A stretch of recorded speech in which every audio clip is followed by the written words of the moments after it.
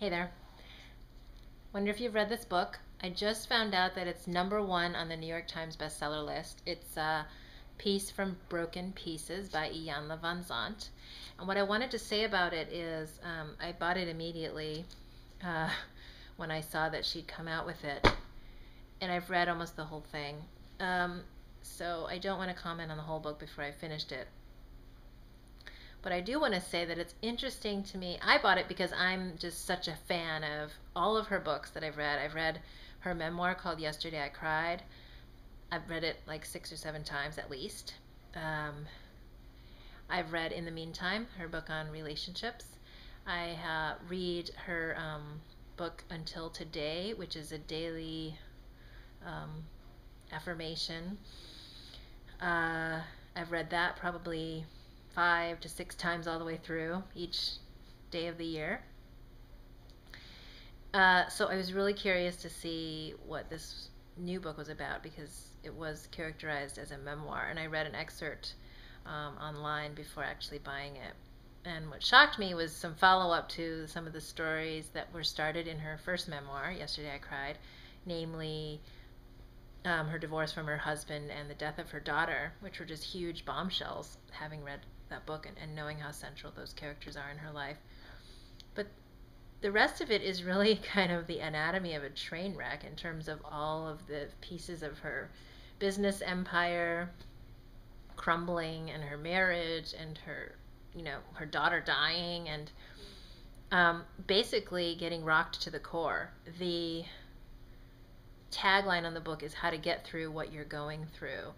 And the reason I'm fascinated with its status as #1 on the New York Times bestseller list is, that's a mass market, meaning that people are going out and buying this book for some reason.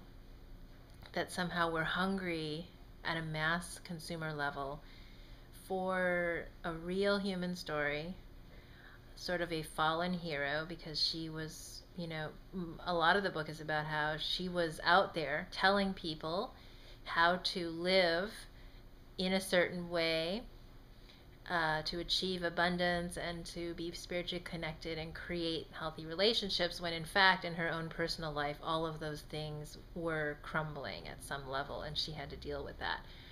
So it's kind of dealing with the outer face that we project and the persona that we create in order to be business people, become public figures, and to do our marketing essentially. And then she gives the behind the scenes of what she was really going through and the suffering that she experienced and the cost of that for her personally. So I'm curious whether this ascent to the #1 spot is sort of reflecting what a lot of us feel, which is that we're playing roles that, in a way, the price we're paying for these roles is self-destruction, soul destruction, inner self-destruction. And I just finished reading that chapter from The Artist's Way and really working through it on the virtue trap and how our need to be so good by this arbitrary moral definition, which is different for each of us depending on culture and is sort of ill-defined in a lot of ways. We just want to be good, and that bar is never reachable. And that traps us in a cycle of behaviors that's very difficult to get out of. And this book, I think, is fascinating to the public because it was somebody who was trying to teach authenticity to the world on the outside, writing books, speaking, teaching, and being an advisor to people. And she was facing the very same problems in her life, and things didn't always go perfectly or according to an idealized version of a superhuman storyline that we might have expected from somebody who puts themselves out there in front of others to teach. And the power of it, again, I keep getting these messages of the incredible power of people going into their vulnerability and revealing exactly the ugliness, the messiness, the chaos of what they've lived through in the process of being who they are. Whether it's a public figure, a parent, somebody in an authority position who's supposed to have it all together and who we look up to as the models of, if we just follow them, everything will turn out perfectly and we won't have problems. In a way, that's sort of the psychology of it. That's the marketing piece of it that leads us to want to buy it, because it's like a pill to solve a problem, and that's what we are taught how to market, is find a problem that you can solve, and that's how you sell. But what I love is she's selling a lot of copies of this book, which really doesn't have a solution.